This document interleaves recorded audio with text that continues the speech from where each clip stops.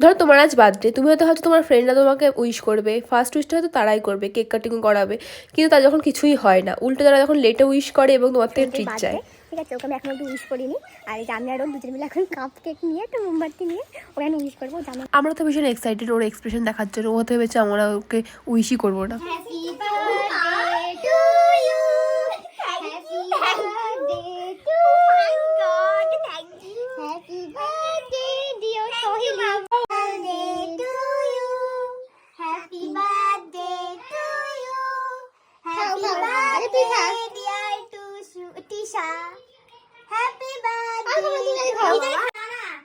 আমরা টিটা পেয়ে যাই, কাপ কেক দিয়ে যাই দিই সেটা বড় কথা।